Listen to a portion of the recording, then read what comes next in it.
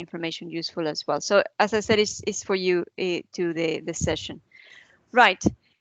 Also, I've been asked to remind you that the workshop has been fully funded by the Best Growth Hub. So if you would have that statement, if you have any questions about them in particular, then ideally is to get in touch with them directly. But so just as I was saying, as a recap of last session, what we tried to do is to understand why cybersecurity is important, especially for your company. And we put it in a bit in a context of COVID-19, and we put it a little bit in the context of Brexit. And so it was very general. It was more focused on understanding what are good online security practices, to understand what your business are doing as well. The idea is then to, now that we have this understanding of your cybersecurity awareness and the cybersecurity need that you might have, then we can move on to understanding what security is and then how you can implement it in your companies. Okay. Now, last Monday, some of you had the questions on where the material was going to be available, or if you would have access to the material. Yes, you will. What we're going to do is we're going to wait until the 3 sessions complete, and then all of that is going to go through Best, so they can distribute it to you. Yeah, so hopefully that will be fine. And that includes the links that we were using, and we are going to be using throughout the sessions. And that also includes PDFs, files, and the presentations, of course. Okay. Right. So the topic of today, as it says, there is a cybersecurity cube. I don't know if you have heard of it before. No. Maybe that's a very Cisco-oriented kind of terminology, but I like it because it encompasses and puts very well together the topic of security and all the different aspects on what should be included within security. So that should gives us an understanding on how they are linked together, and therefore how you can then translate it and put it as part of your security within your organization. So from previous session, and I don't believe the person that asked these questions is connected, but I think it is important for me to kind of reply, and I'm receiving now more people is joining into the meeting, so that's good. So good morning, everybody, and I have started the session, but if you missed the beginning, you will be able to see it later in the recording. So as I was saying, from previous session, I received these questions, and I think I found it very, very relevant to what we're going to be looking at today. So the first question was, how safe are email addresses and phone numbers on websites? As I said before, and I'm going to put the next slide as reference, as the more information that you put online, then the more easy, or the easiest is going to be for a hacker to gain access into your system. Okay, so I'm just going to pause a little bit. So the Vika is telling me that the link that was emailed out yesterday is incorrect. Okay, that's interesting to hear. And what I did is, I mean, I know that it's correct because some of you connected. So what I did is I put the link in the previous chat, in the chat from Monday. So hopefully some of you will see that. But I'll get in touch with Best Growth Hub to see what happened. But today we're going to have the recording. Thank you very much, Devika, for letting me know. Okay, so you got this one from an old email. All right. Well, I'm not quite sure what happened. The problem is that I don't have access to your emails, so I cannot send any information. So hopefully at some point, some of you will be, as you did, and proactive and look for this old link. But I'm happy that Will and Devika managed to join us. Right. So as I was explaining, and again, going back into this reference to the questions, or specifically the first one, how safe are email addresses and phone numbers when you put them on websites? Well, the thing is that when a hacker is doing its job, and as I said to you, regardless of the motive that the hacker might have, they will follow the same process. And the first step that they have to do in order to be able to be successful in the attack is precisely to carry out reconnaissance, or trying to gather as much information as possible as they can, so they can then target your system and narrow it down to something more specific. So for example, let's say that one of the email addresses that you're putting on your website is the email address of a specific person within your company. What the hacker could do is that then they now have access to a possible name of somebody that is inside your company, and they can use it as a target. And if that person is not very cybersecurity aware, then they can use techniques such as social engineering to try to gather as much information as they can for that person. So a typical example, and I'm going to show it now in the URL, sorry, in the browser. I'm not quite sure how familiar you guys are with this type of tools like Whois Lookup. So as a company, you are registered online and you registered a domain name. Let's say for my company, it would be www.aru.ac.uk.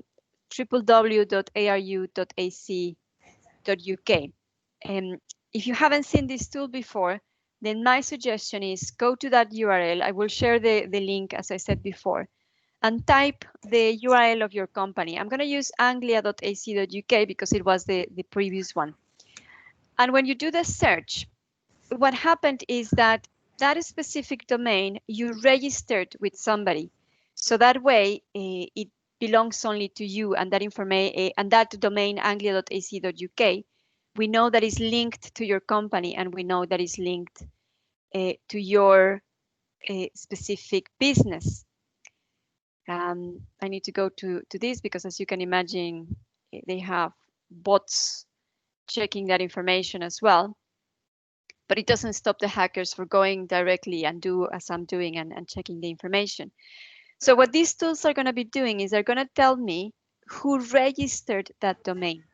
Okay, so as you can see, it's giving me a lot of information, and that information is there online, available for everybody. And it doesn't mean when you are registering something online as your website, you're making that information public. So it means that anybody could see it, and it's registered there. So for anglia.ac.uk, that information is available online and everybody can see it. Now, some systems or some registrations or some registrars even go into the detail of telling us the actual person that registered the domain. In this particular example, we don't have that information, but in previous registrations, you could have the address of the person that registered the domain, the email address, the name, and the telephone number. So a hacker could see that information, and what they can do is that then can call the number, and then they can start social engineering and say, hello, I'm calling from BT because I am your provider, and I know that you're having some issues with your domain or with your connections, or we are doing some maintenance with the connections, your network connectivity, but we need some information from you, and they start to social engineering you to get more data, okay? So the more information that you put online, the more information that they're going to get. Interestingly enough, maybe it doesn't say much to you, but in here is telling me that an SSL negotiation failed. So that means that we have some issues with HTTPS, and perhaps information that is being encrypted is not encrypted correctly, or the certificate is not properly established. But anyway, that's another issue. So going back to the first question, how safe is for you to put email addresses and to put phone numbers? If they identify a person, I would say try to avoid it. But I know that you're going to tell me, but then how are they gonna get? How are my visitors or how my clients gonna get in touch with me? Try to use something generic. So if your company is anglia.ac.uk, you can put an email address or create an email address that would be questions@anglia.ac.uk or queries@anglia.ac.uk. Okay, so that way you're not linking that specific email address to the name of a person. In terms of phone numbers, don't ever put your personal phone number in your website. And I know that is a bit more expensive if you get another phone number, but you should be able to have one that is just for your company and a number that is just for your personal dealings. Okay, so try to separate your personal data from your business data. And that way, when a hacker is performing precisely this reconnaissance and they find the information online, then they will see enquiries@anglia.ac.uk.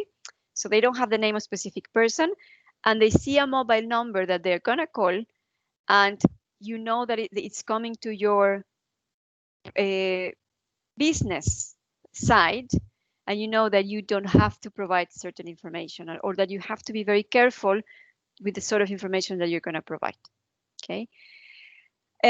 So that would be the first one. I don't know if anybody has any questions or any comments on this.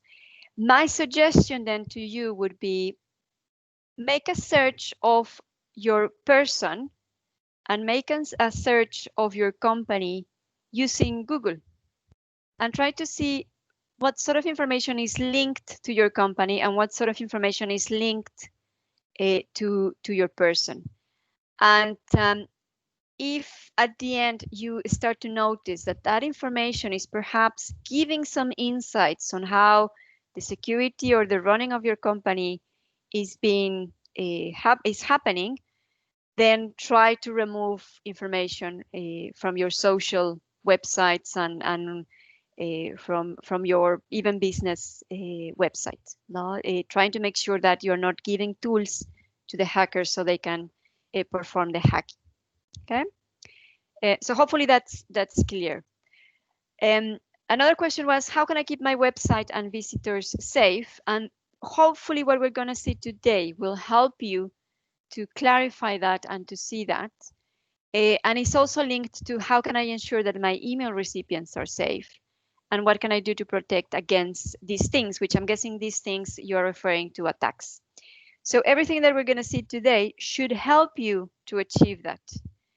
Security is a lot of work, and security is not just implementing safeguards such as a firewall and so on. It takes a little bit more of thinking. So the idea of today is to help you to understand that. Okay. So we're going to cover the rest of the three questions in this session. I wanted to put them in here because it's relevant, and I'm sure that all of you will have the same question, not just the person that sent this to my email. Right. So any questions so far regarding the hacking phases, or perhaps what I mentioned about what to put within your websites? Are we okay? Yeah, fine. Thank you very much. And in the chat, feel free also to give your comments. All right. Okay, sorry, it's just that I'm getting messages as well from here. Okay. Okay, so the Vika just checked her website and nothing came up. That's very good. Keep checking. Also, as I said, do a search of yourself in Google, yourself and your company, and try to extend it as well to the people that work for you. I mean, I'm not saying invade their privacy and so on, no, but ask them as well to be very careful and to check. We will talk about this more in a minute. Okay, so the idea for today is, as I was saying before, is to understand the principles of security. So what exactly are we trying to achieve when we talk about security? There's a lot of talk about cybersecurity and there's a lot of information, but I'm going to ask you a question in a minute, and I want to see What is your understanding about that? We're also going to talk about the states of information, or the different ways that information could be located within your company. As I said, that is linked to the principles of security. And then we're going to define countermeasures, safeguards to achieve security, okay? And that is linked to the recognition or the need for security management planning, which is very related to your business. So most of you either work for a business or you own your own company. So you are in charge of this. So this is very relevant to you. Now, some of the elements that I'm going to be giving today might sound very general, and you can come back to me and say, but this I already know. I want to have more information that is specifically helpful and useful for my own company. That is very difficult to do in 2 hours. I wish I could go one by one and understand the requirements of your company and give you a very specific answers to how you can achieve security. But with this general understanding, and then with the resources that I'm going to show you today, hopefully you will have the first step towards security, and then you can pinpoint and make it more specific to you. Okay? Right. So this is the first question that I have to you, and you can put your answer either in the chat, or you can open your microphone if needed. So when somebody asks you, is your company secure, cyber secure? Because security has many different aspects. But when somebody asks you, is your company cyber secure? Or from your own understanding, what do you understand by cybersecurity? If somebody tells you, give me a definition for cybersecurity, what would it be?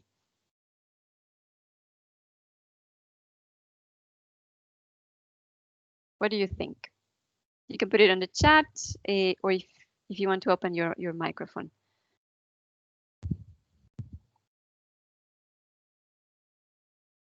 Preventing unauthorized access to company data. So that would be, Devika is saying security is equal to safety.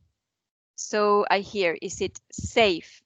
Okay, interesting. All right, so what do we mean by safe? Preventing unauthorized access sounds very good. So you are giving me one element of security, but what else?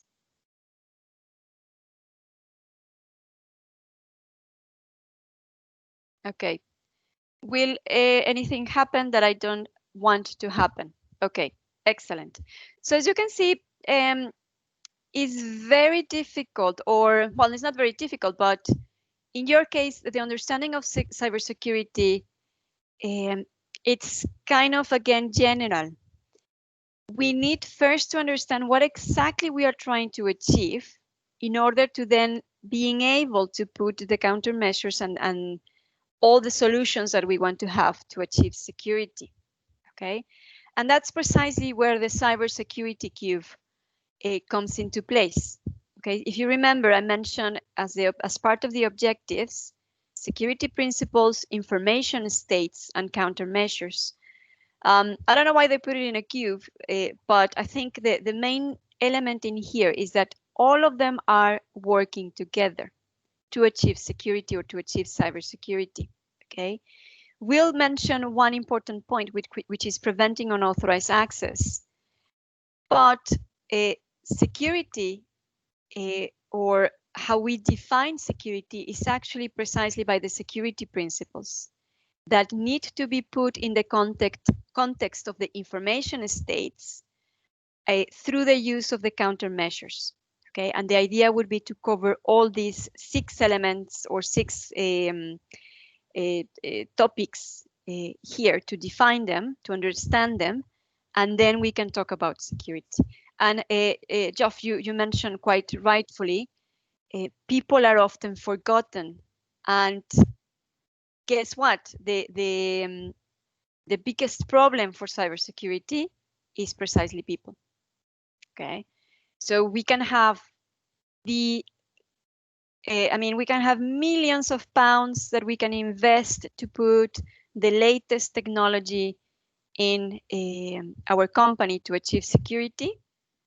But if the people is not aware of security, if you don't have the correct policies and practices in place, that's gonna be useless. Okay, so all of them have to be working together to achieve security. Okay. Right, so let's start with the security principles. And as you could see, the security principles have 3 of them. And when you ask a cybersecurity expert, okay, so how can you define cybersecurity for us? They will answer to you and say, well, basically by achieving 3 goals, the goal of confidentiality, availability, and integrity of the data. But not only on the data, of the assets of the company, okay? In this case, we will talk about the important assets of your company. So as long as you achieve confidentiality, availability, and integrity of your assets or company assets, then you will achieve security, okay? So that means that we need to understand that what do we mean by confidentiality, availability, and integrity. So these ones are, as I said, or as the slide says, the goals to protect the cyber world. This is what we are going to try to achieve, all the 3 of them. If you don't achieve one, then it means that you don't have 100% security. And they are the foundation of providing security, as we said, no? And that's what you need to prioritize. So let's try to understand them, okay? So what do we understand by confidentiality? And again, if you could put your answer on the chat, or if you want to open your microphone. So what is confidentiality?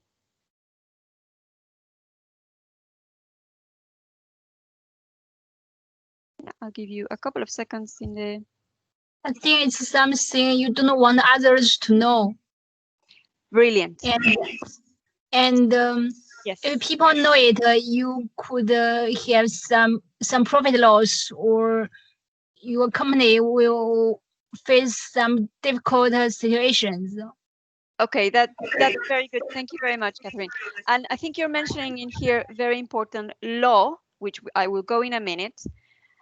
But you did mention quite rightfully to make sure that information is not accessed by people that who shouldn't be able to access it. And will, as you said as well, controlling who has access to certain data. JOF, not exposing company information to others unless it is supposed to be. Brilliant. Access to authorized representatives only. Precisely. So confidentiality, or having this property, makes sure that or prevents that information that is going to unauthorized people, including resources and processes, is not allowed. Okay. So in other words, you have confidentiality if the data, resources, processes, and so on can only be accessed by authorized people, resources, and processes.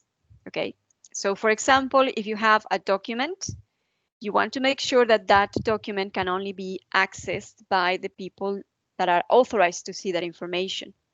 If you have a website, you want to make sure that the database that is helping your website can only be accessed by the resources or the processes that are authorized to do so. Okay, so that would be the first property that you want to achieve. You want to achieve confidentiality. So it's very good that most of you are familiar with the concept, and it's one of the most important ones. Okay.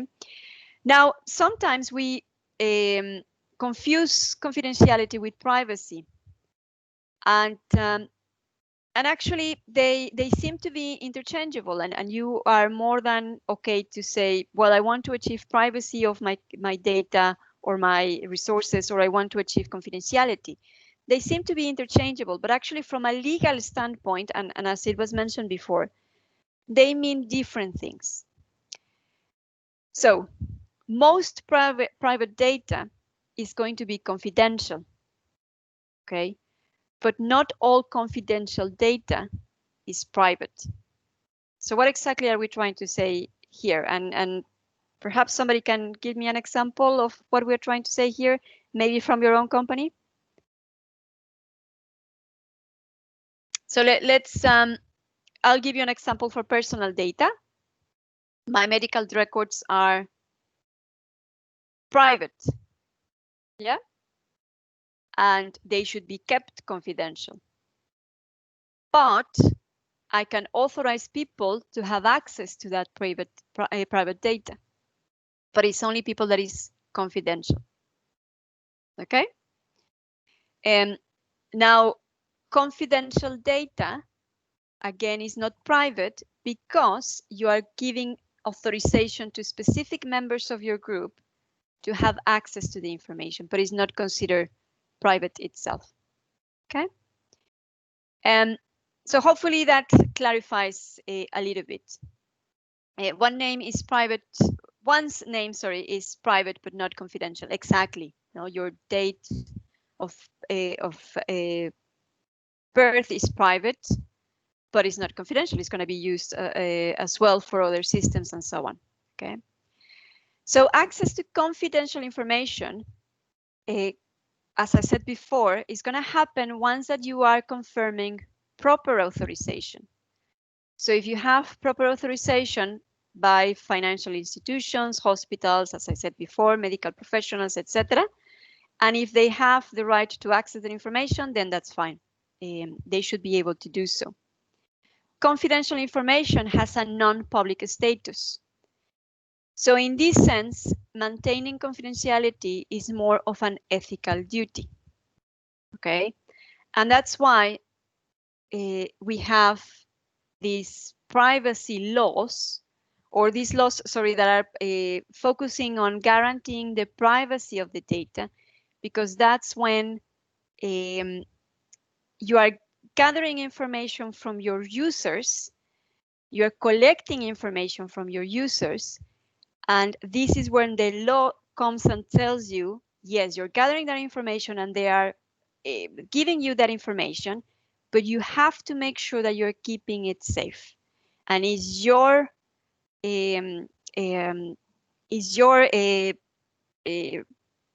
obligation to make sure that the information is kept private, okay, and that you're not going to disclose it. So privacy is more from the legal standpoint. Confidential is more an ethical duty. For example, the hospitals have access to my medical records, and they shouldn't be putting that online. Okay, but if they share it with somebody else, it's because they are concerned about my health. Okay, but on the contrary, if you are gathering information from your users and all of a sudden that information appears in the public, then the law is going to come back and say you are breaking the law and you shouldn't be disclosing that information. Okay.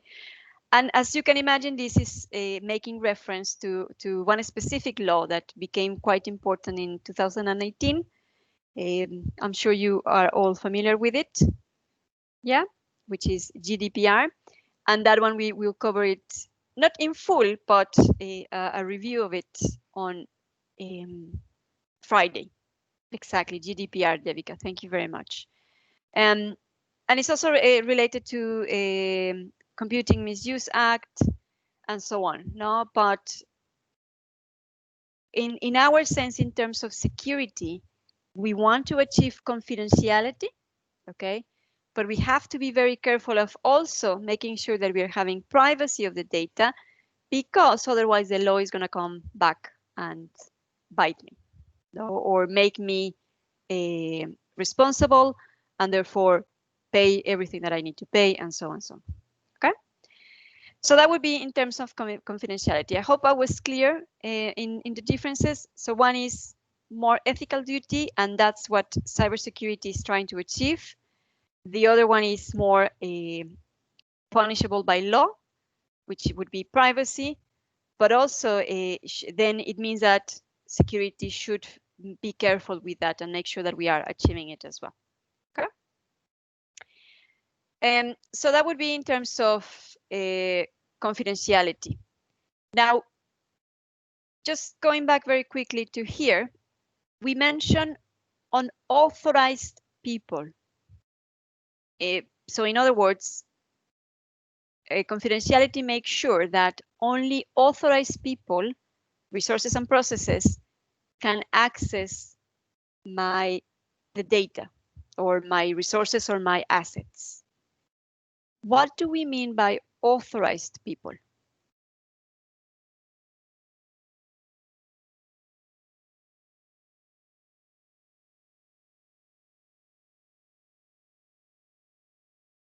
So what do we mean by authorized people? People who have been granted access and have been granted that before they actually take access. I think that's perfectly clear. So how do we check if that person is authorized? By giving them some authentication or authentication. Yeah, verifying identity. Okay, so we're going to talk about that in a minute as well. But yes, so confidentiality goes hand by hand, but with the identity of the people, resources, and processes that want to get access to the information. So we have to have those controls in place as well, and we will talk about that in a minute as well. No? So the second property of or goal of security that we are trying to achieve is integrity. So what do we mean by integrity?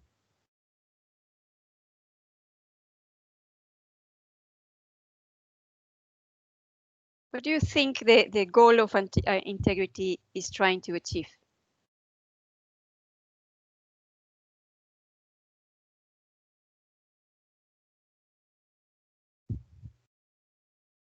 Solid structures, okay. Thank you, Devika. integrity basically means another term for it is trust. Sorry, again, I couldn't hear very well. For integrity, you could read trust. So the person who's authorized is trusted to use their integrity to use the data or information or access for its intended purpose. Okay, I mean, I think in here we are referring to a different definition of integrity. You're talking about the moral or the personal aspect of integrity, an integral person, and the property, these characteristics that and the integrity of a person should have. It's a little bit different in terms of cybersecurity. It takes a different aspect. And so Will is, well, Devika mentioned solid structure or solid procedures. Will is mentioning the information has not been changed maliciously. And Geoff is also saying that the data is correct and has not been interfered with. And that's precisely the goal of integrity within cybersecurity, okay? So the definition that you gave in terms of trustworthiness is actually falling into this category, but integrity mainly focuses on making sure that the data doesn't change, it's accurate and is consistent to the changes maybe that you have created to it during its entire life cycle. Okay, so an example or a perfect example is when you send an email and you send an email saying, to all my clients, thank you very much for being so loyal, and as thank you for your loyalty during these difficult times, we are offering you 10% off for our products, okay, or in our services. But in the meantime, the email goes out, somebody intercepts the email and it changes the email. And instead of saying 10%, you're saying 100% of your 100% off. Sorry, and I think somebody took the control of my. We're having some security issues in here. Somebody took the control of my screen. Yeah, so we should be back. Okay. So yeah, so a goal of security or cybersecurity is making sure that the information is not changed and is protected against change And if there is actually a change in the information, we can identify it and we can recover from it. Okay. So one of you mentioned, and I'm sorry, it's just that again I only see a number in the screen. I don't have a name, but you mentioned that if somebody has been given authorized access into the system, then to make sure that they only change it when it's needed and when it's required. Okay, so yeah, that would be one example of integrity. But the other example is, even if they are not supposed to have access to it, what am I doing to make sure that the data cannot be changed, cannot be destroyed, okay, and cannot be modified? And if it is, then what am I going to do in order to make sure that I can recover from it? Okay. Yeah. Is integrity clear? Do we have any questions so far about integrity or confidentiality? Hans, thank you. Sorry, that's fine. Thank you very much, Hans. Yeah, and you mentioned it to me before, and to be honest, I forgot. I'm a bit bad with names, so thank you for reminding me. All right, excellent. So it seems that so far so good. So we have confidentiality and we have integrity. And the third goal that we are trying to achieve is precisely the goal of availability. So what would be availability? And I put some examples in there of attacks that are going against the availability of our systems and services. So what would be availability?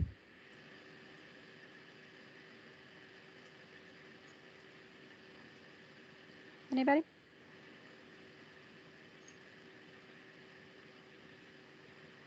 Availability ideally is whenever you want to have access to information, data, that when you try and use it, it is available to you. Exactly. If there are time scales, you know, like it may only be available from 0800 to 1800, then it is deliberate that at 1800 is no longer available until 0800. That Yep. still constitutes as being controlled and available. Yeah, excellent. Very good. Thank you very much. That's a very good definition of availability. Now, will you say a level of security whereby those who need to access data can, and those who should not have access cannot? So the first part, I totally agree. So availability means that if I have access to it, if I'm authorized to access the information, then I should have immediate access to it. Okay. This is very related to the 5 nines, the 99.999 level of service. No, so for example, your service provider, your internet service provider, they are guarantee you a specific level of service, making sure that you will always have internet access 99.999% of the time. Okay, so that's very relevant to availability.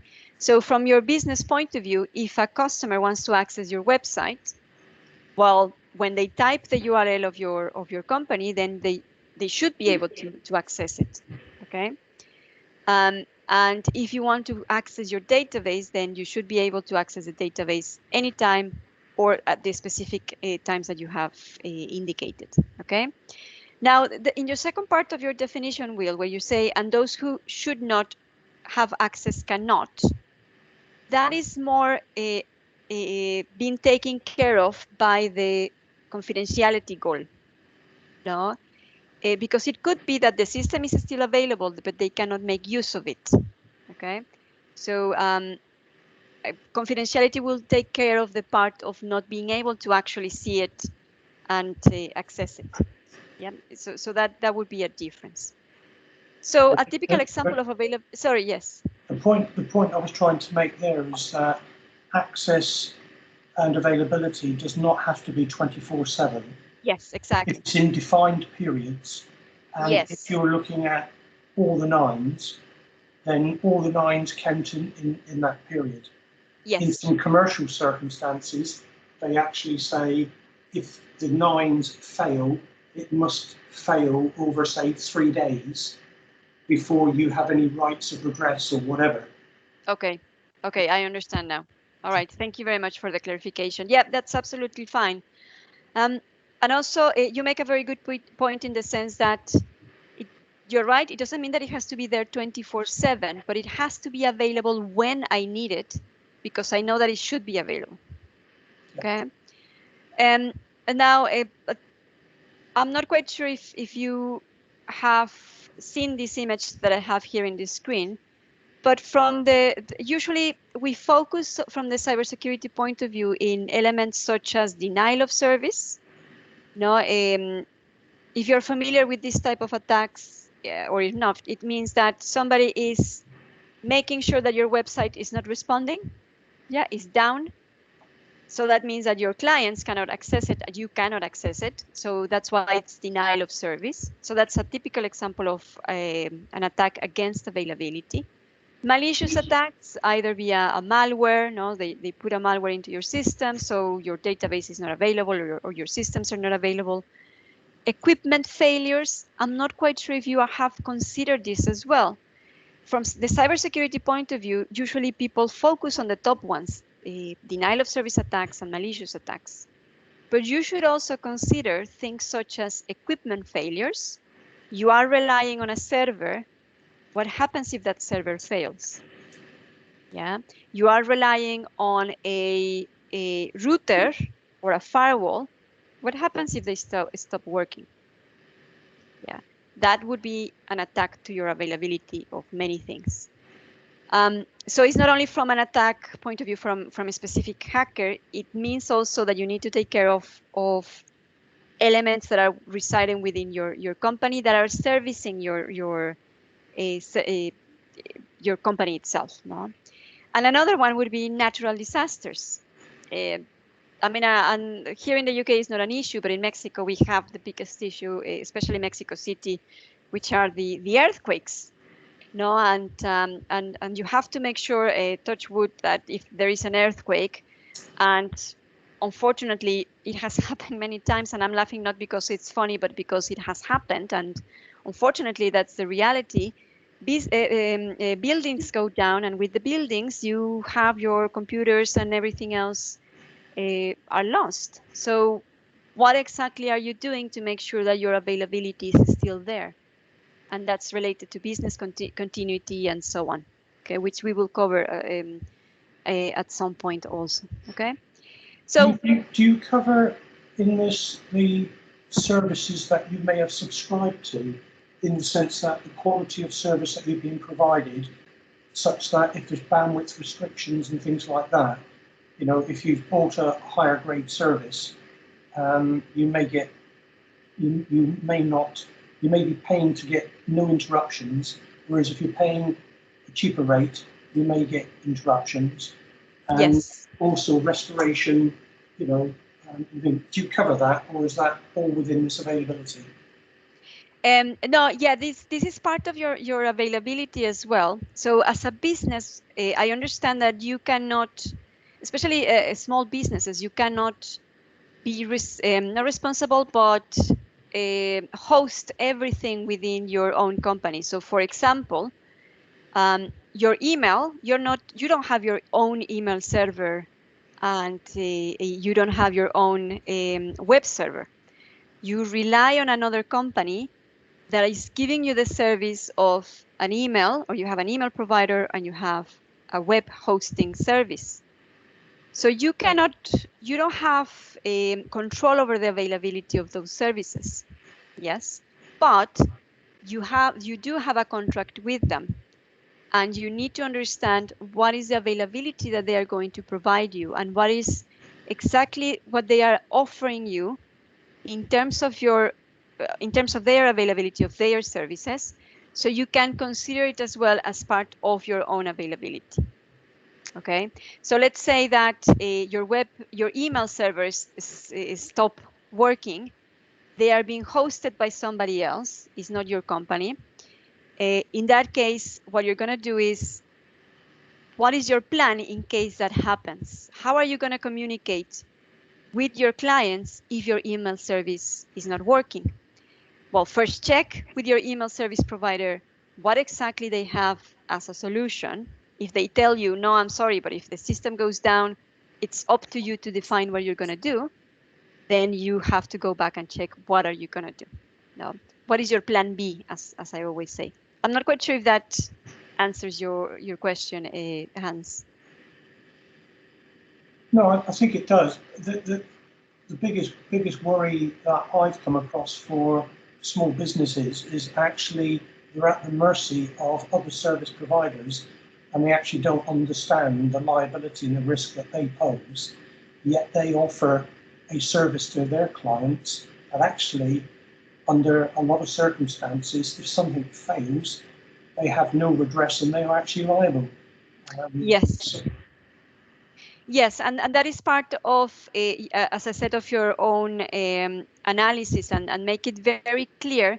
So you can have an agreement with this specific company, and if they don't have anything written where they say, if the system goes down, I'm not responsible on how it affects your service, then you can make them responsible for whatever happens.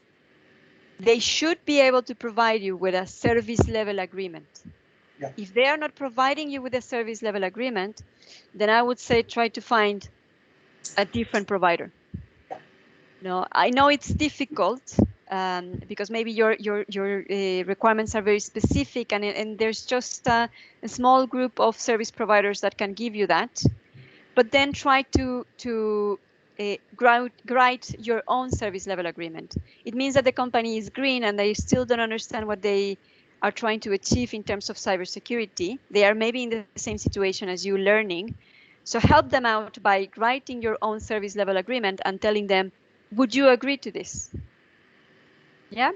And that way, if something happens to your system and somebody comes and investigates and starts doing these audits and checking what happened, you can go back and say, look, I am protected. They agreed to this, so I am not responsible for this situation.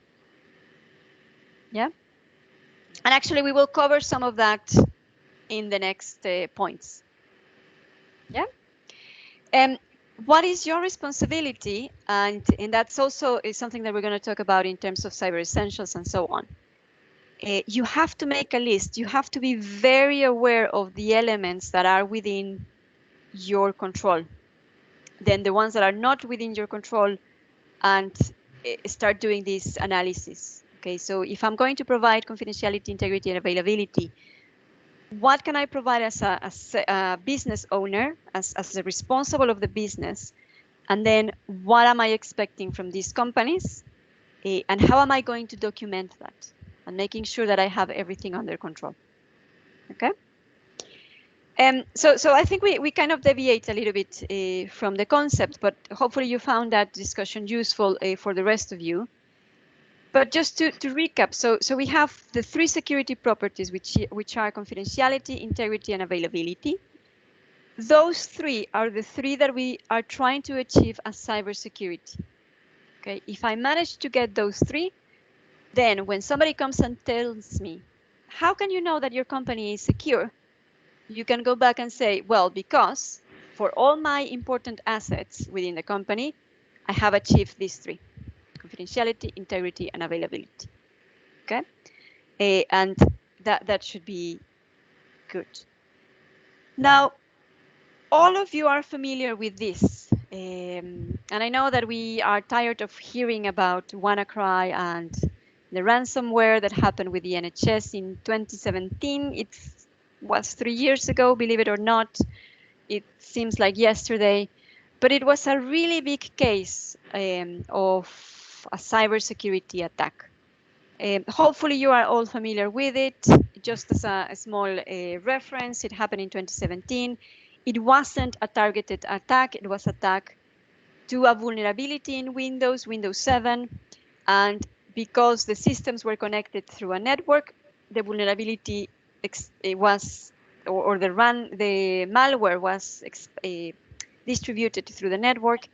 and NHS were one of the ones that were affected by this. Okay, so it was a ransomware attack, and I'm going to explain in a minute what a ransomware attack is precisely in this slide.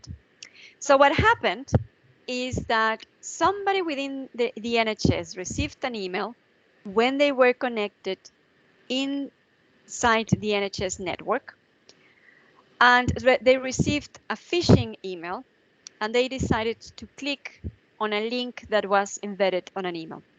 Yeah, I haven't gone into the details of if they actually found who clicked on it, the nature of the email, but I think you are familiar with the fact that you receive hundreds of emails with links. So somebody clicked on a link that they didn't verify, and unfortunately what that link had, or the click of that link, actually released malware into the system. So the malware, what did was started to take control of the files that were in that specific computer, and they started to encrypt the files in the computer. Now, encryption works with the idea that you encrypt the information using one key. If you want to get access to the information again, you need to have the key in order to decrypt it. So you can imagine somebody started encrypting the files on the computer, but you don't have the key, somebody else has the key. So you don't have access into your files, okay? The other problem that happened is that because the computers were connected in a network, the malware started to spread to all their computers that were connected in the same network. So imagine NHS has partners, which are trusts that are connected into the same network. So that malware started to distribute to those trusts and so on, okay? So it meant that all the different computers, although they didn't click on the link, the malware was already released, and the malware was already encrypting the files in every single computer that they were finding on the path. Yep, and distributing themselves again and again and again and again, okay? Having that in mind, which of the cybersecurity principles that we analyzed do you think were attacked? So let's go back to them. Confidentiality. Do you believe confidentiality was attacked in this WannaCry or ransomware attack? No. Confidentiality was not attacked. Why? Because no information was released out of the system. Exactly. They didn't. They managed to get access to the files, but they didn't read the files. No, we don't know if they managed to gather information from the files. We don't know if they actually extracted information from the files. They broke confidentiality in the sense that they managed to get access into the system. So they were unauthorized to access the system, and they gained unauthorized access into the network, into the system. So they sort of broke the confidentiality of the system itself. What about integrity? Did they affect the integrity? They certainly broke the integrity of the system. And that was the main goal. And as Hans says, because they perform a denial of service kind of attack, and that was the main goal. They couldn't access the files themselves. The integrity of the systems was changed. They were modified. The integrity of the network was modified as well, because they were using the network itself. And so integrity was affected. And how about availability? Yes, because the system was no longer available. Exactly. In order to encrypt the files, they changed the meaning of the devices, and at the end of the day, the files were unavailable to the rest of the NHS members of staff, and all the different companies that were affected. NHS was not the only company that was affected by this. There were companies all around the world that were affected by WannaCry. Yes, Hans, there's a lot of information online that gives you the details on how it works, and I can go to the details with you right now and explain to you how Windows 7 was hacked. But that would take us the whole session. But if you are interested, we can give you the link on how exactly the steps that the hackers followed, and actually how it was stopped, and how they managed to stop the attack. But the point that I'm trying to make in here is for you to realize that at the end of the day, cybersecurity was not achieved, or security was not achieved, precisely because the hackers managed to break the goal of integrity and break the goal of availability. They could have break the goal of confidentiality, but at the end they decided not to disclose any data. Okay, so at the end of the day, you have to achieve those three. Yes, sorry, Joe. Was the biggest problem that they were using an out-of-date operating system, and that was what Correct. caused the vulnerability? Yeah, so at some point, Windows 7, sorry, not Windows, Microsoft, a few years back or a few months back, disclosed the vulnerability and said, we have found this vulnerability in our operating system. It is recommended for all the companies or everybody that is using Windows 7 to upgrade the system. Unfortunately, the NHS didn't go through that step. Yeah, there was a lot of mention. Sorry? One of the other aspects was that they had equipment, test equipment, operating equipment, administration equipment, and they didn't know what systems those equipments were actually built upon. And some of them had bespoke software inside them. Yep. So they were extremely vulnerable, and even to this day, there is still a high degree of vulnerability because they still haven't been able to capitalize and remove fully all those equipment. Exactly.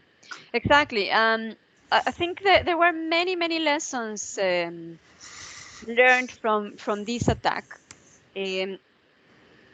Of course, you can see, I mean, I know that NHS is not a company per se, but you can see it as a business.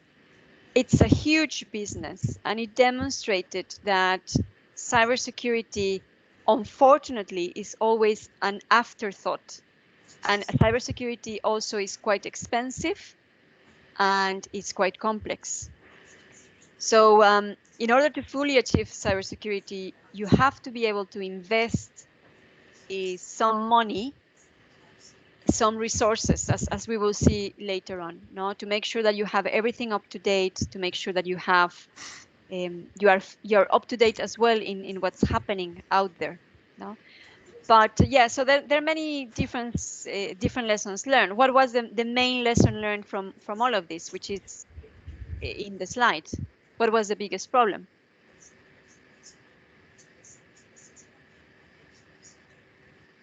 Step number 1, somebody clicked on a link.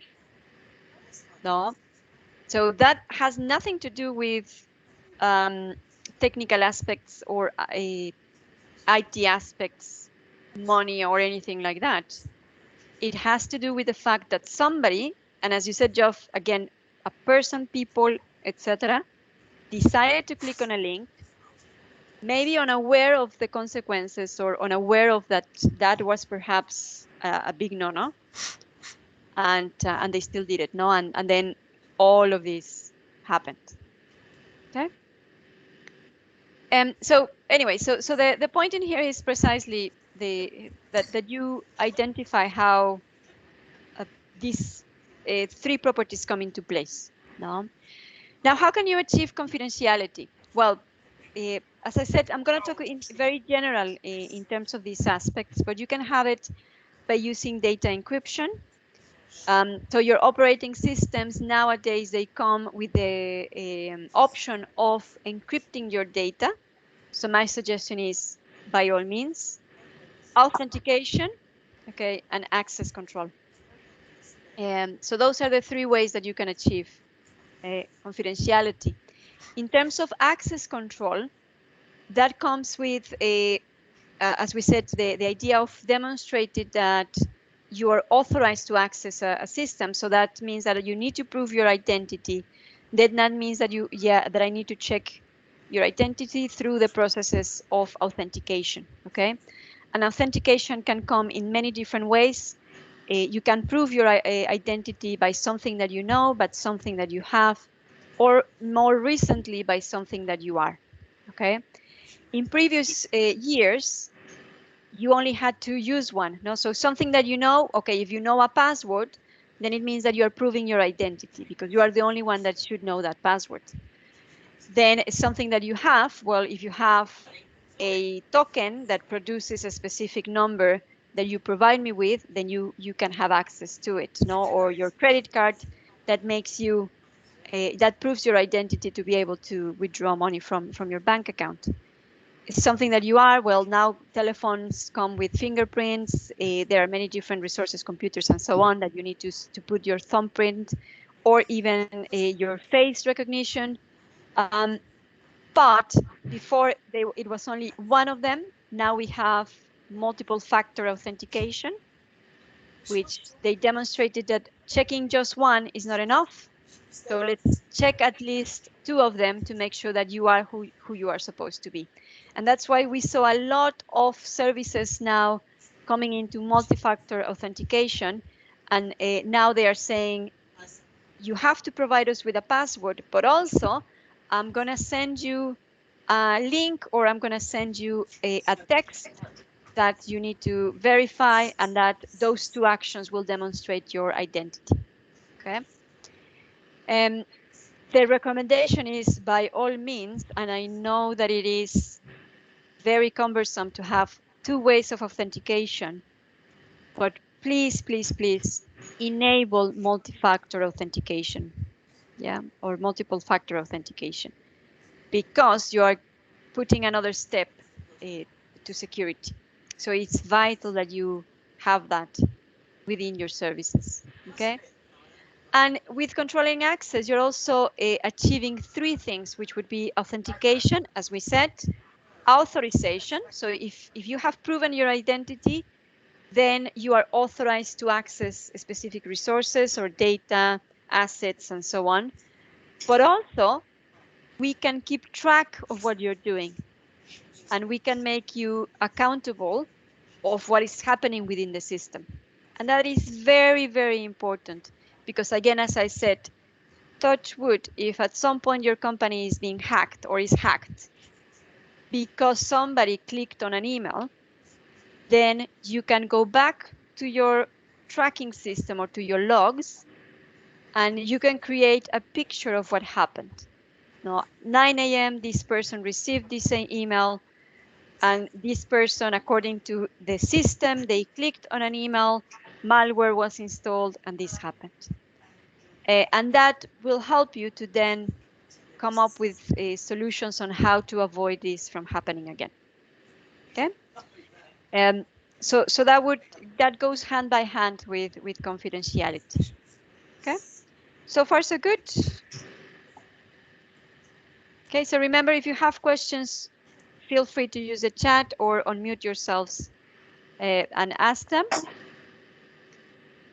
In terms of integrity, there are multiple tools that you could use: hashing, data validation checks, data consistency checks, and again, access controls, as we had before.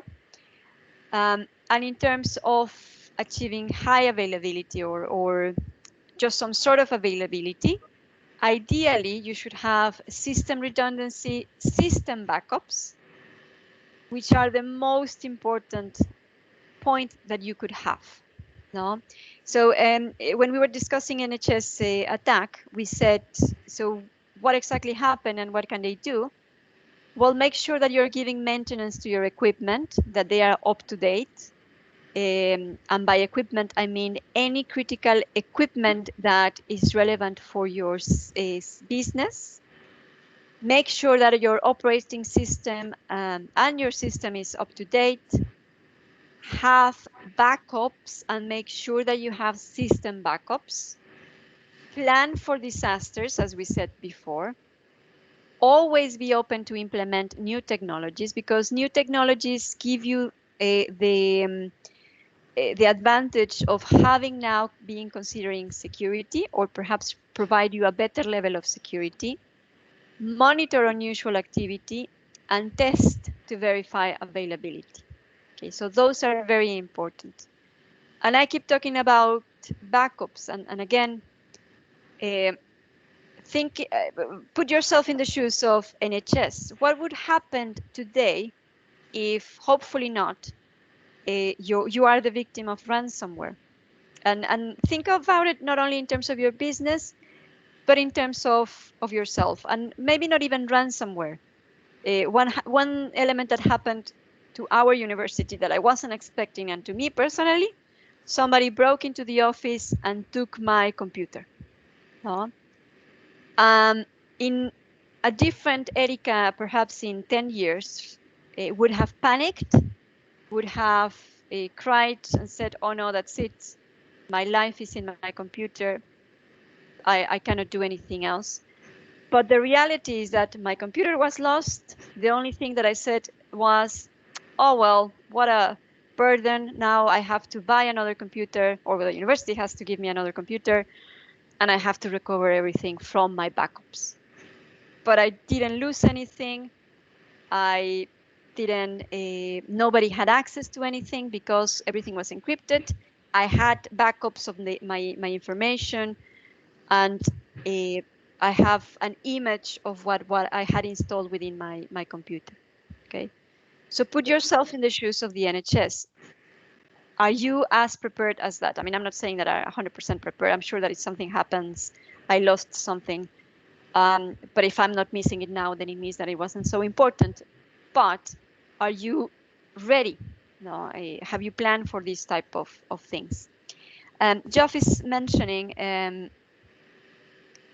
a friend of mine is responsible for a network where users would leave their desktop without logging out. He introduced a system that uses artificial intelligence and webcams that automatically logs them out when they move away. Yeah, and I think that is a very specialized way of dealing with it. But your computers themselves, they have the timeout or the log out when there is inactivity. So the university, what we do is students do that quite often. They go out of the labs, they forget to log off of their computers, but the system, what they do is that after certain minutes of inactivity, they log them out automatically. Yeah. But yeah, so you can have those sort of things. Devika is asking, what is hashing? Anybody has an answer of what hashing is?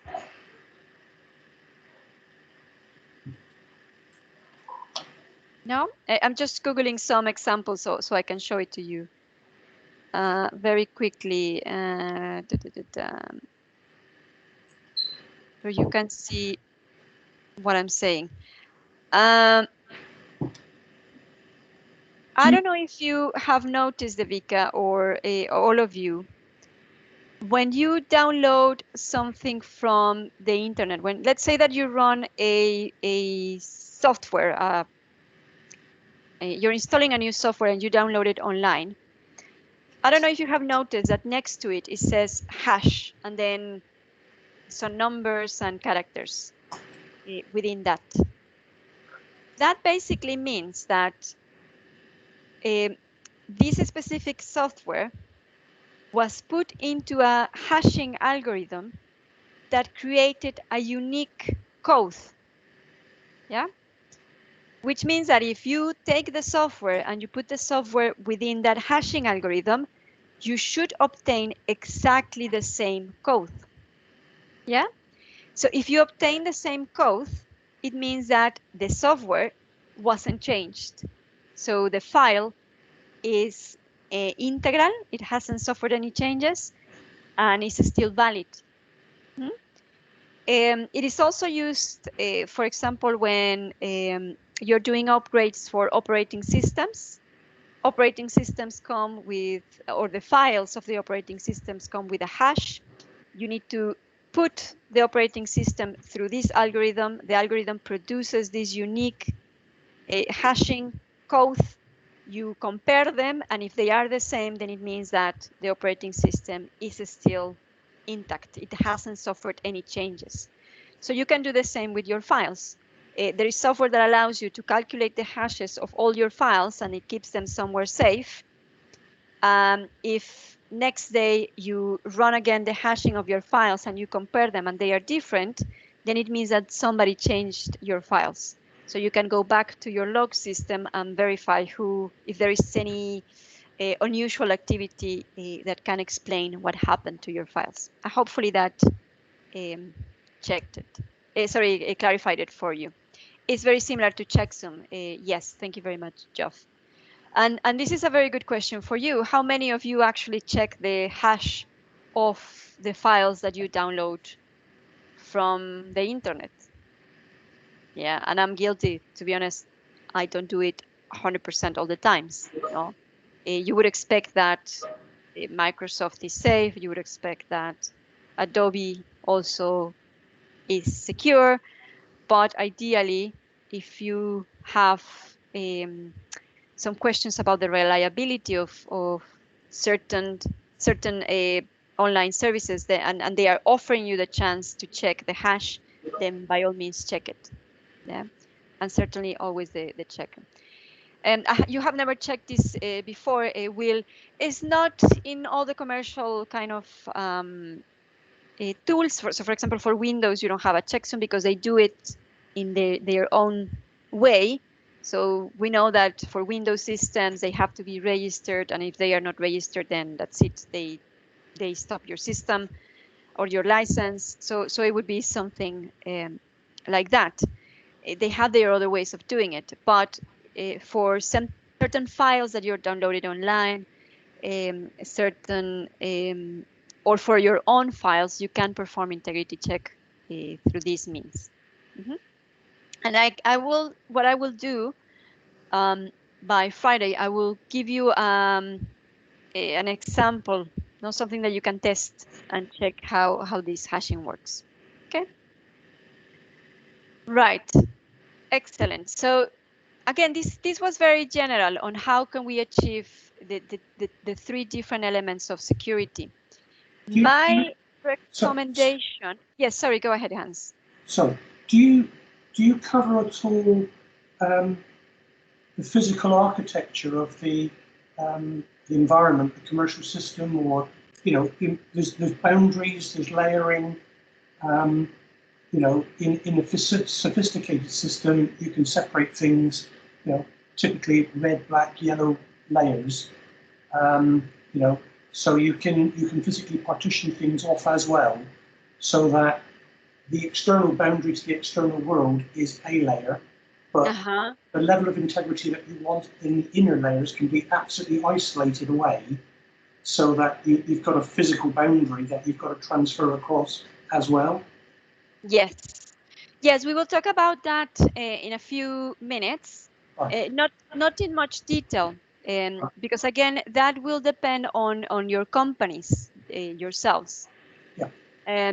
But yes, I mean, at the end of the day, the big tasks that you will have when you're finishing this workshop, when we finish on Friday, is to understand your system, and as you say, understand your boundaries. Okay, and I'm not just talking about in terms of IT systems. We will talk about this in a few minutes. Okay. Unfortunately, it's just 6 hours, and I could go through so many different things that I could cover, but I can guide you and I can push you to the right direction, and get you started with that. Okay. Now, in terms of going more into particularities of your own business, because as I said, I cannot be specific to a certain type of company. I have to treat this as something quite general. There is already very good advice online. This is something that I will share with you as well, one of the links, and I think it's already in the slides. You will have the link. But the government provides you with very good guidelines and very good definitions of all the things that I have covered in here. I know that you're gonna end up after this workshop with even more questions, and that's very, very good.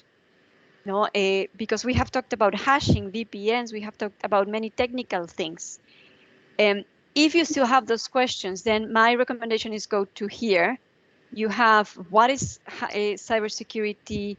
It provides you with advice on what to do, also COVID-19 support and advice, how to prepare from working from home, video conferencing, etc., etc. No, so for example, if you click here in more topics, it goes through all the different concepts of access control and how to achieve it, cyber defense and how to achieve it, and so on.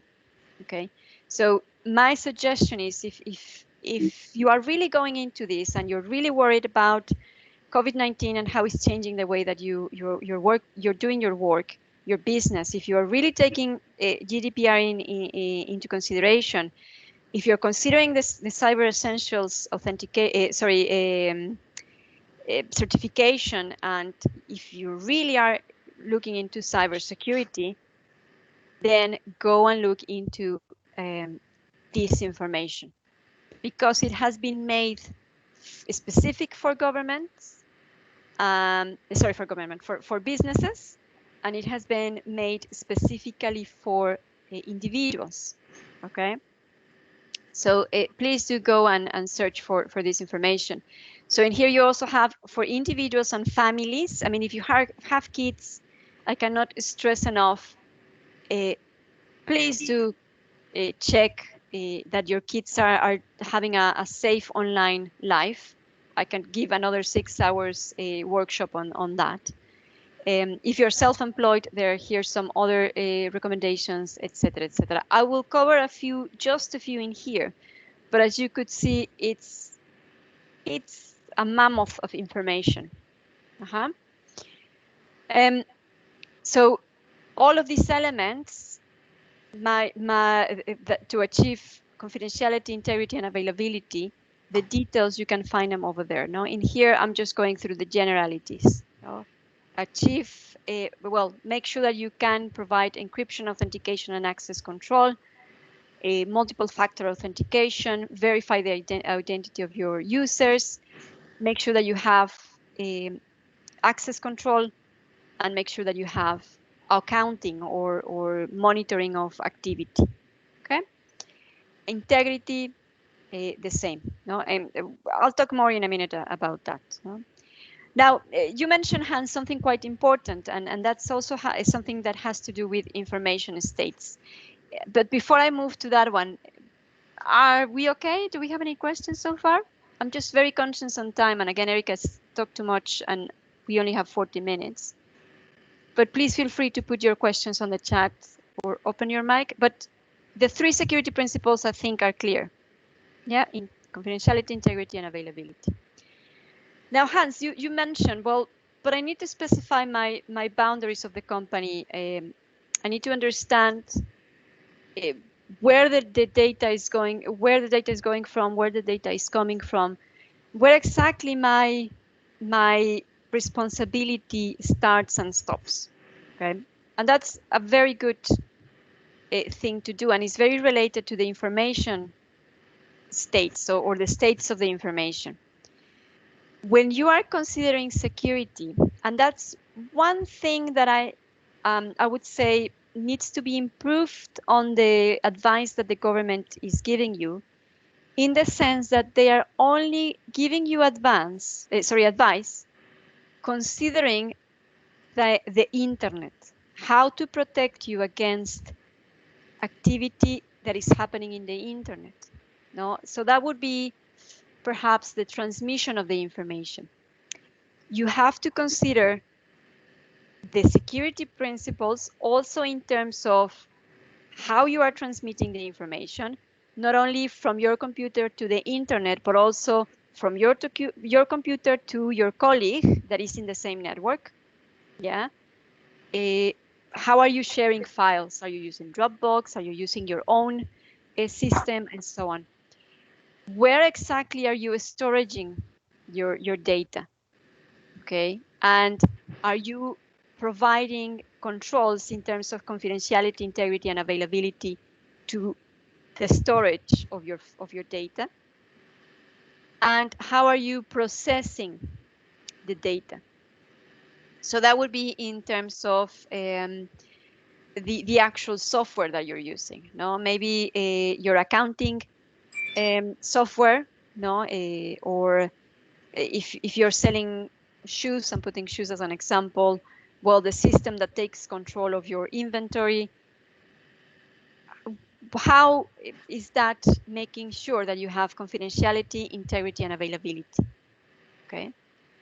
So as you can see, that's a huge task. So when you do your analysis of security, you need to consider all the 3 security principles, and you have to consider the 3 states of information. Okay? Is that clear? Yep. Thank you very much. And again, Hans, that very perfectly covers some part of what you were saying, no? Or actually reinforces your idea that you have to consider that. Where is the data going to be transmitted? And once that it is transmitted, where exactly is it going to be stored? Yeah, and how exactly is it going to be processed? Yeah, or processed. So the line would be your client. No, you can only take care of what you have control of. Whatever the client is doing with that, you cannot do anything about it. No, because that's their responsibility, but you have to be very clear. Okay. And that takes us to the other side of the security cube. No, as you can see, I didn't go into too much detail of information states because, again, that's very technical and that goes into specific ways that your system is working. So that's a task for you to evaluate. And in terms of the countermeasures, we have to consider not only technology. A big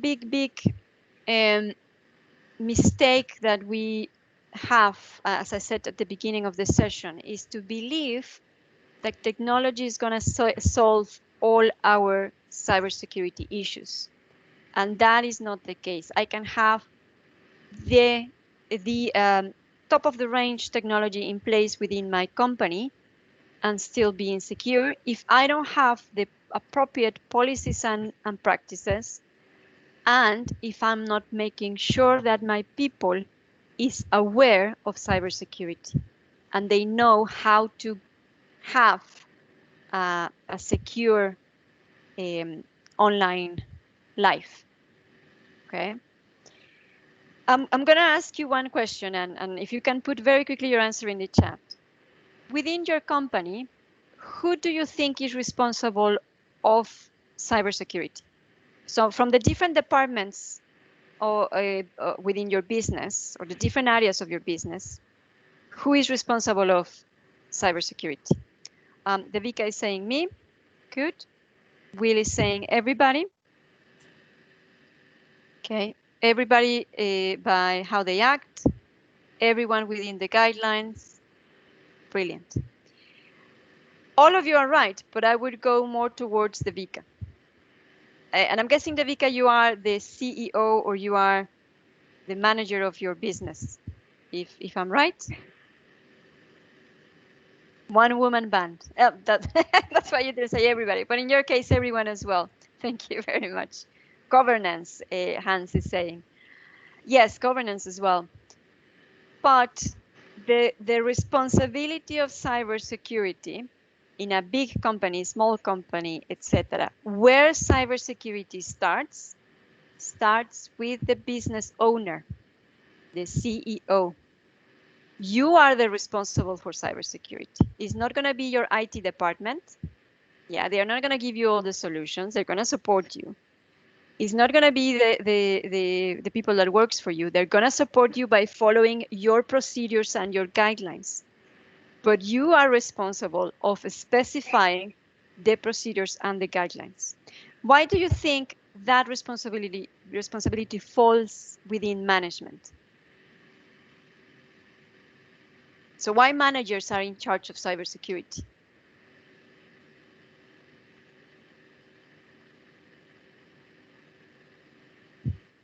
Why do you think? It can cost money to implement, exactly. Someone has to uphold the behaviors. Yeah, that's very good.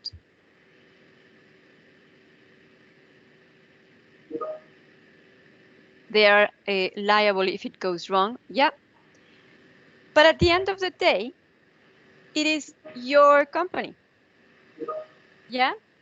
You define how and where you want your company to go to. You define what exactly are your intentions within your company. Yeah. So imagine a big company like Microsoft. You would say in there, well, Microsoft has their own IT department that is in charge of this, or security department that is in charge of making sure that security is in place.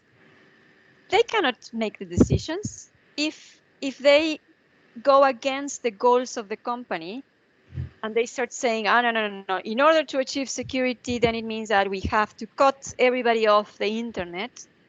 That's not going to make the business owner happy. Yeah.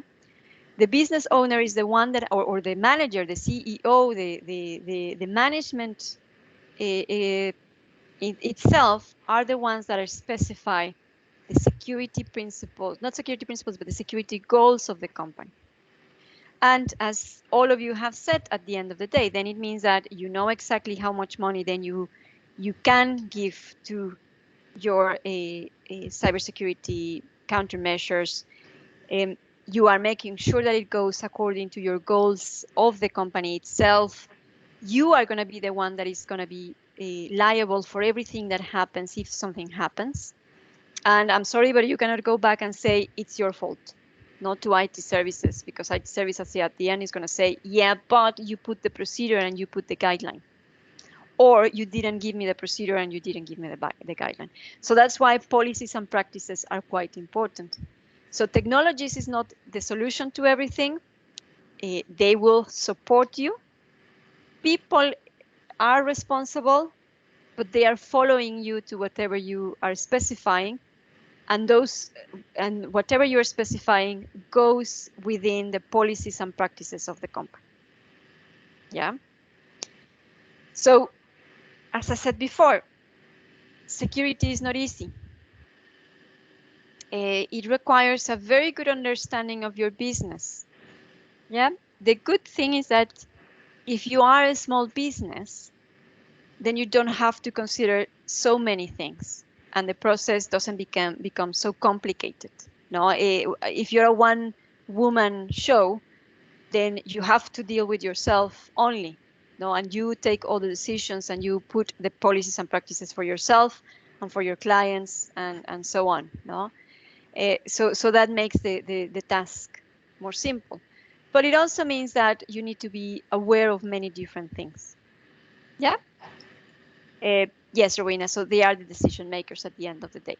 No, and believe me or not, when if unfortunately something happens and the law comes back to you and says your company is responsible for this cyber attack, you're not gonna be able to take represalies or take actions against the person that clicked the link. They are not responsible.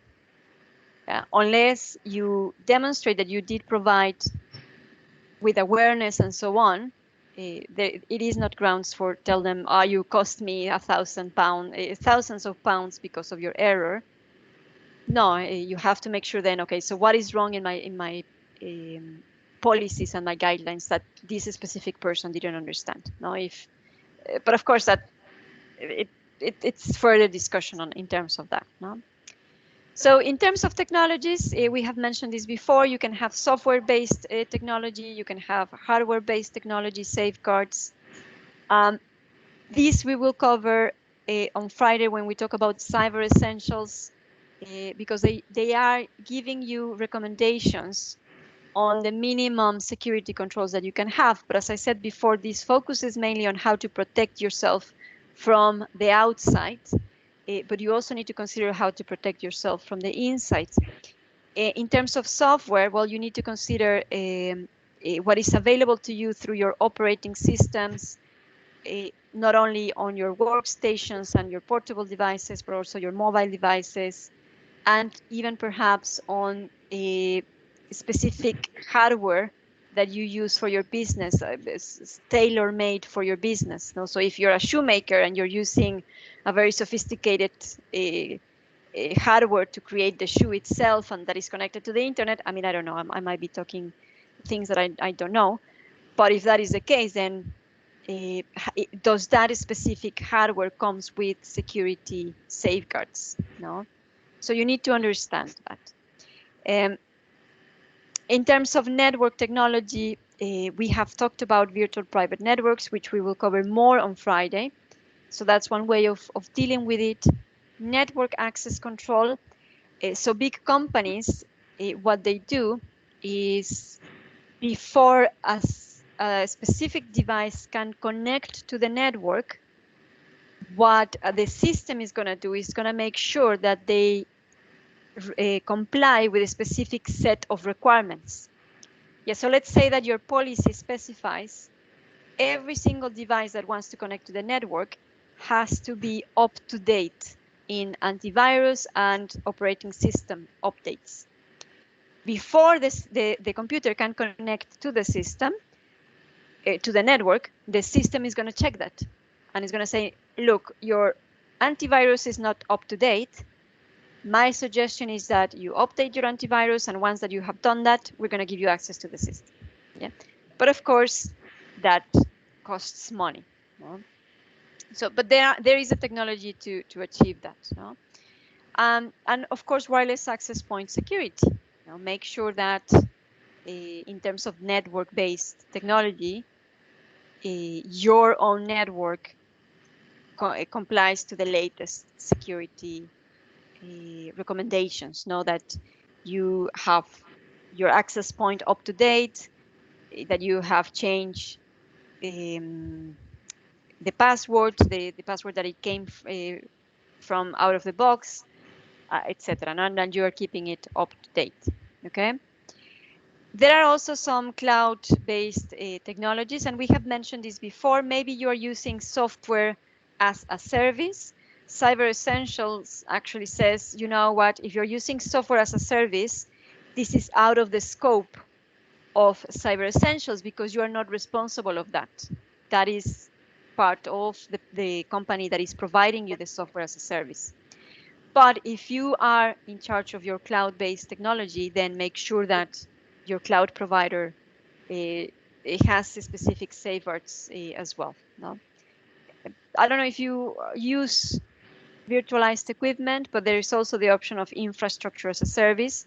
So some companies need a lot of processing power, and instead of buying hardware, what they do is that they rent hardware from big suppliers, no, like Amazon. No, Amazon Web Services is a good example. You can rent virtual machines that can do the calculations or keep everything for you, and you don't host them within your company. Okay, and there are also virtual security appliances. No? If you are hosting something in the cloud, then for sure that one has security appliances that are virtual that are providing you security. So like a virtual intrusion detection system or an intrusion prevention system. Okay. Now I might be talking too technical about certain things, but as I said, if you go to the guidance of the government, it explains every single one of them. Okay. Now, in terms of people, you have to implement, I mean, I don't know how many people you employ, but if you do have a few of them, then my recommendation is that you have to implement a cybersecurity awareness program. That is very, very important, okay? Because as I said, if they don't know that if they click on a link and that can create an issue, then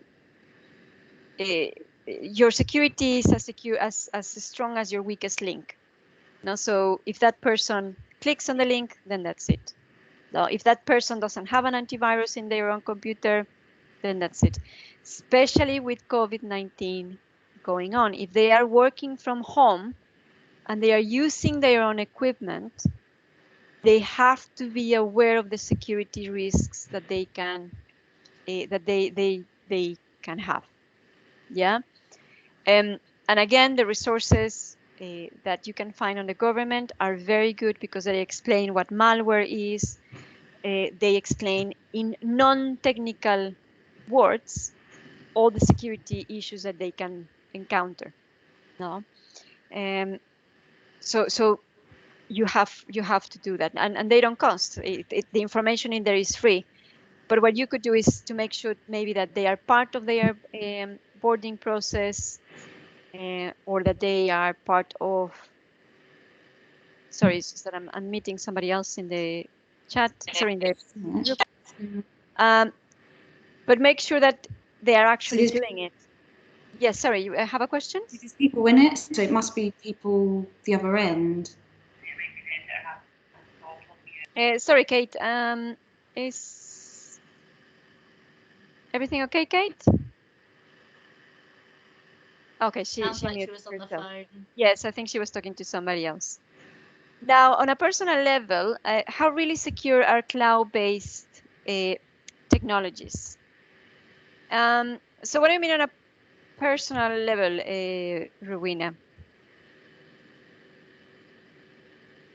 Are you talking about how secure, let's say, is Dropbox, and how secure is all this cloud-based software as a service that we are using, or storage for my own use and my PC? So, for example, I'm guessing you're talking about these kind of things, such as storage of my work data. So things as Dropbox, OneDrive, and all the different cloud services that take care of this. Well, you can find many different arguments online, and actually you can find news that, let's say, Dropbox was hacked. Yeah, and you can find news that OneDrive was hacked. But the important thing in here to consider is that although they were hacked, the data of the customers was not affected. Okay, so they were kept safe. So yes, they are not 100% secure. I cannot, but in all reality, tell you these services are 100% secure. Yeah. What I can tell you is that they cannot make them insecure, and they are working 100% to make sure that they are secure, because it's their own reputation. Yeah. So, for example, Tesco, they were attacked, and unfortunately, data from consumers was released, and they didn't then learn the lesson, and it happened again. Yeah. So these type of companies, these type of cloud-based technologies are gonna be hacked. But the difference is that at least the consumer's data, or the client's data, hasn't been released. That's the important thing. Okay. So I would say continue using them, making sure that you have a backup. Yeah. So in my case, I have Dropbox in one site, one copy, but the university also provides me with my own storage that I know that I have a backup. Okay. Because not everything is 100% secure. Okay. So hopefully that answered your question. Something quite nice from Apple. I don't know if it works also with Windows systems. I don't work with Windows that much.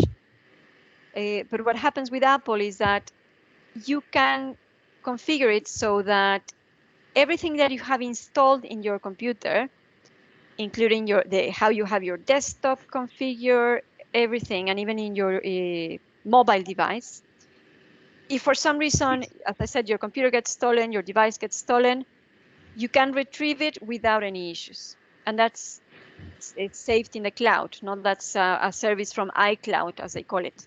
And that has also been demonstrated as secure. Okay. Right. So going back to security awareness, because I am aware that we have only 15 minutes. So you have to make sure that you implement this. Okay. And it has to be an ongoing process because new things are going to appear, new things are going to happen. Okay. At some point it was ransomware. Now we have artificial intelligence being used for cybersecurity issues, etc., etc. Okay. And as technology progresses, we're going to have new things. Now, the latest thing is the Internet of Things. And because I have my smart camera connected in here, or I have Alexa, then that's a security issue. So you have to make sure that everything is in place. But as a business owner, as I said before, apart from making sure that you have your security awareness training program, policies and practices are very important. Have you heard of the concept of security policy? Do you mean like a PSYOPs? Like a what, sorry? Like a PSYOPs? Yes, yeah. So what would be a PSYOPs or security policy?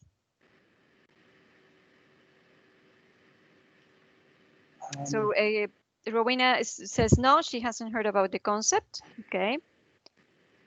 And I have an example in there. Now I have password policies, acceptable use policies, remote access, network maintenance, incident handling policies.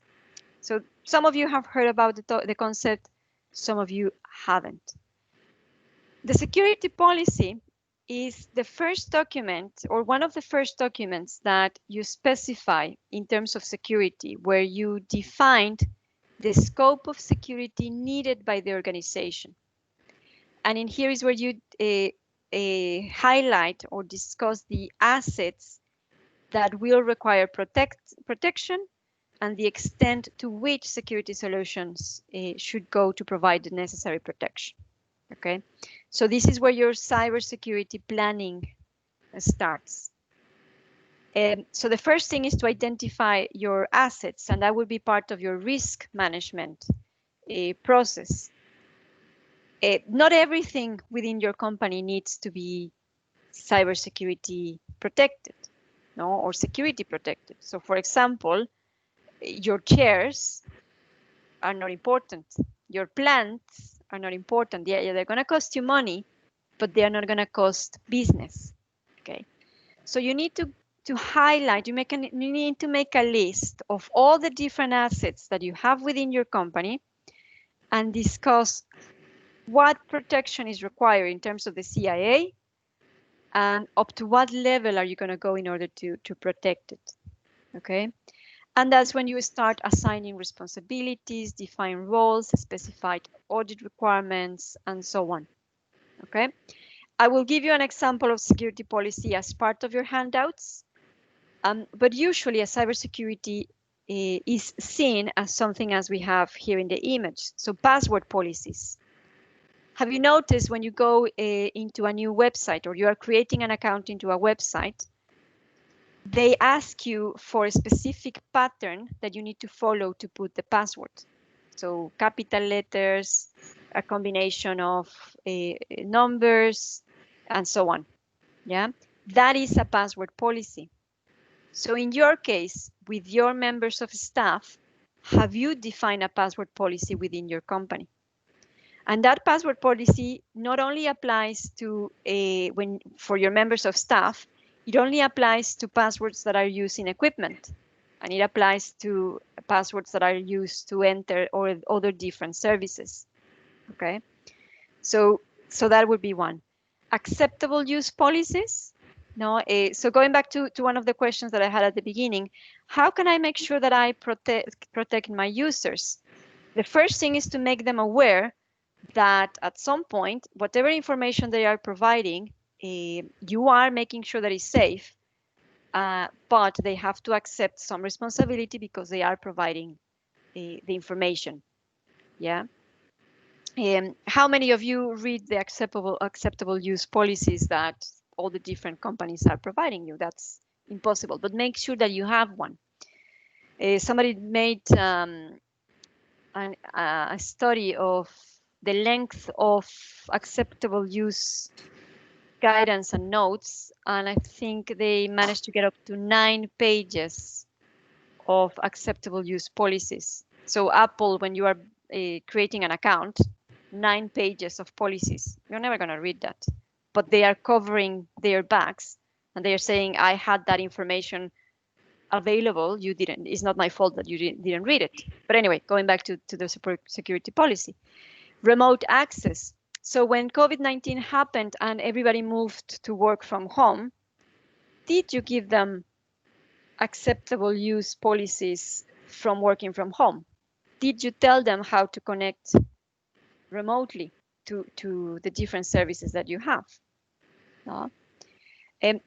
So all those elements, they have to go within this document. There are templates. As I said, I can provide you with the templates that you can consider, so you can start defining your security policy. But usually they cover how are we going to have identification and authentication, password, acceptable use, remote access, and so on. Yeah. My question was going to be, do you have a security policy within your company? Or do you know the security policy of your company? Yes. Is it worth stressing at this point, because I've been working with some startup businesses, that when they've provided some outsourced workers, they haven't gone through some of these factors, and actually, you know, the owner of the business, as you said earlier, is wholly liable when something goes wrong. So some of the networks and some of the broadband users that some of the home users are using are just not preferred networks for them to be on. Yeah. You know, so, you know, the buck stops, as you said earlier, with the owner. Exactly. Yes. No, that's really important. I'm very glad that you are making the emphasis, which I should have done as well. This is the security policy is not just a way of making sure that your company is going to be safe, but also that you're making sure that you're not liable for any situation that might happen. You know, so as I said before, if you have a policy that specifies to the users, you shouldn't click on emails before checking beforehand, and if you click on the emails, I'm going to make you responsible. You put it in the policy. I mean, of course, you need to check if that is legal to put within the document. So it has some certain of legal validity as well, the security policy. But also, it means that if you know what you want to achieve with your security policy, then your technology can accommodate that. No, your awareness program can focus on that. No, so because we have seen that cybersecurity is a huge topic. I mean, it's really, really big and it's really complicated. So this will focus your needs in terms of security. And then it will allow you to talk to your IT department and say, look, I am trying to achieve this. What exactly do you have or is available that will allow me to do it in terms of IT? And if there is nothing in terms of a system that will enforce the password policy, then what else can I do? Okay.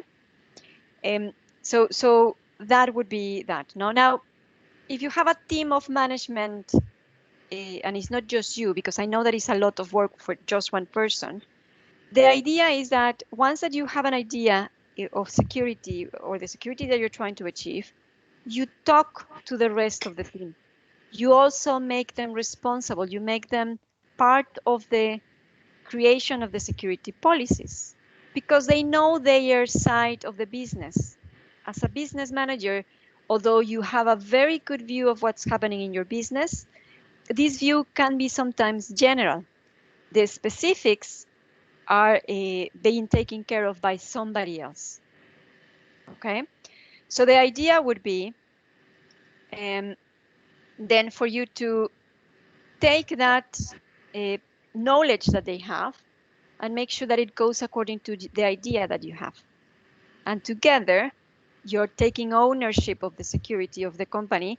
And actually, that's when they will make it more. They will take it. They will take the ownership without you making them do it. Yeah, they will take the responsibility themselves without them having to force them into taking the responsibility, if you understand what I'm trying to say. Yeah. Is it worth pointing out that in Yes. most companies, any breach of the security policies internally is normally deemed as gross misconduct and is instant dismissal? Yes, of course. Yep. You should have, as I said before, this specification of when you are taking on board people to your company, then make them aware of the security policy, and within part of the contract, you can specify if it is within your legal rights and say, look, security for me is very important. You have to make sure that you are aware. I'm going to train you. I'm going to give you all the necessary tools to get you there. But if you do something that makes me liable, then I'm sorry, but that will fall into you. Yeah. But that would be to the limit. I mean, we have heard of companies that, again, somebody by mistake clicked on an email and gave money or trusted an email where they were asking them for pay for an invoice. They didn't check the validity of that specific email and they paid for the invoice. And at the end of the day, the person was let go. No, although never in the policies, the business manager specified that they should be careful on that. Some cybersecurity consultancy got back to them and said, look, maybe this person was not responsible because actually you didn't have that security policy in place. So be very careful as well with that one. Okay. I have 5 minutes. So if you don't have a security policy, then my suggestion is after this session or after these workshops, go back and do the exercise of identifying your biggest assets within the company. And those assets could include and can include your personnel. Your personnel is your biggest asset. They are the ones that you need to make sure that are safe. Okay. So considering that, and then the actual business itself, in terms of data, equipment, and so on. So make the list, and from that list, start prioritizing. Say, okay, this is for me the most important one, then this, and that. Okay. And also consider physical security, in the sense that it doesn't really matter if you have, again, the latest technology put in place to secure your data in hardware, in your computer, and so on, if you don't lock the door to your house. Yeah, you can have multiple alarms in your house, but if the front door is unlocked, then that's it. Now your security goes to the window, through the window. So make sure that your physical security, so that your servers are stored securely, that your network devices are secured securely, that you have ventilation, etc., etc. No, we will talk about that more later on Friday. Now, if you're a big company, in order to make sure that you are following cybersecurity, the certification that you need to look for is precisely the ISO 2700. So that's the one that you need to follow. But as a small company, start simple. No, start with Cyber Essentials. So again, one of the questions that we had at the beginning is, how can we make sure that, or how can I make our clients trust my business? Well, show them that you have gone through self-assessment, or show them that you have gone through certifications such as the Cyber Essentials certification. And as I said, I will cover this in detail on Friday, but I will put that there for you. There are two types: Cyber Essentials, the basic one, and Cyber Essentials Plus. We will talk about the differences on Friday. But Cyber Essentials, I always get confused if I think it's £300 that you have to pay to get the certificate, but it's self-assessment. And just make sure that you have 5 controls, etc., etc. We will go through that on Friday. No?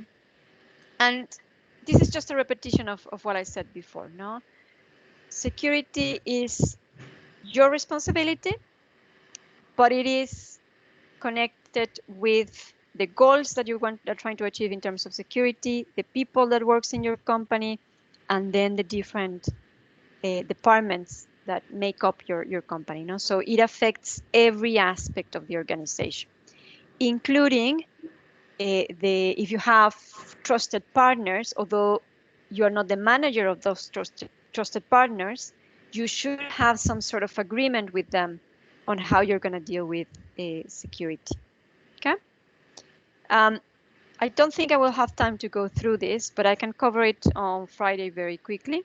But it overall specifies what I mentioned so far. No, your security policy is the most important part that you could have.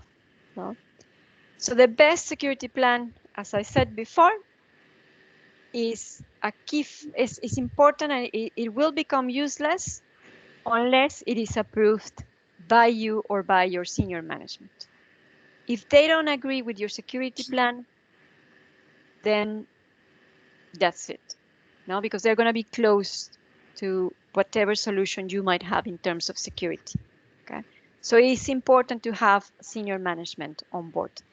So those are the links that I already showed you. Just gonna put these challenges of cybersecurity in here. Sorry. Before I open the mic for any questions, or the chat for any questions, because we only have actually 0 minutes, but I'm happy to wait if you're happy to wait. If you have any questions, just very quickly, as you could have probably seen, and maybe you knew beforehand, security is not as simple as it seems. It can be complicated, but with the proper guidance, you can achieve it. There is always an unexpected weakness. The mechanisms are often counterintuitive. So one is allowing you to have confidentiality, but then it's breaking something else. They are difficult sometimes to put in place, involves more than one protocol, etc., etc. But the good thing of the Cyber Essentials is that it gives you the minimum. It gives you a starting point. No? And that's precisely what we're going to do or talk about on Friday. Cyber Essentials details and some discussion around GDPR. Okay. So thank you very much. So if you have any questions, I'm going to shut off for a second and open the chat and the mic for you. So are there any questions, anything? Hi, Rebecca. It's Hans.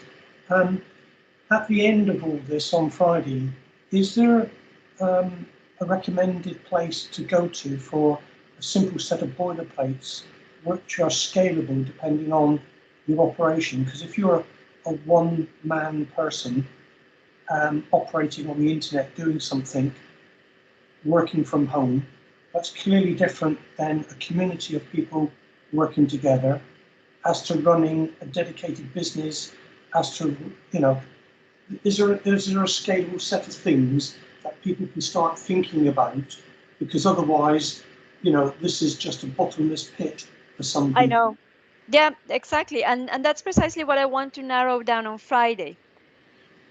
So right now I've been very, very general, as I said, no, and perhaps you're having more questions rather than answers and confused on where to start from.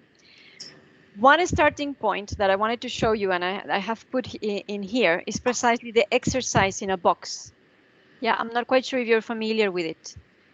So the exercise in a box, it gives you different case studies on what to look for. So I'm just going to sign very, very quickly so you can see it. So it allows you to exercise your cyber threat management and some beginners exercises. For example, small business guide, small guide response and recovery, and so on. No, but in this one, in the exercise in a box, hold on, let me Sorry, I click on the survey instead of exercises. Well, I'll show you better in here, but it gives you many different scenarios that allow you to reflect about the security of your company and guides you to a starting point specific to your company. Make sense? And I'm hoping this is what you're looking for. So it is a way of making you think of your own company, reflect on your business, and then puts you or guides you to the resources that would be relevant for you according to what you need. Okay? But yeah, on Friday, I will pinpoint those resources as well. Yeah, Hans, did I answer your question or? Yeah, thank you. Yeah. Excellent, excellent. All right, so some of you are saying goodbye, and I know that you have many more important things to do. Devika is sharing some small business resources. Let me check beyond simple passwords. I think I have seen this one before, but I don't remember. So yeah, that's a very good way to start for authentication. Yeah, so that's a good point to start. So what I'll do, Hans, as well is, yes, give you some sort of links to how to go with the basics and then how to go about them, if that makes sense. Well, Yep. How, where, and when do we get access to the slides or this information? Yeah, I'm sorry. I think you were not at the beginning, and I know that there were some issues with the links. That's what I can see happened, and I do apologize for that. As I said from the beginning, I don't have access to your email, so I couldn't send the link. I just sent it to Best to distribute it. But anyway, what I said at the beginning is I'm gonna wait until Friday, and all of that is gonna go to Best, and Best is gonna distribute it to you. Okay. Yeah. Thank you. So that way you have all of them instead of single emails with all the information. That's good. Thank you. Okay. All right. I'm going to stop the recording. Thank you very much, everybody, for connecting. I do apologize for the link.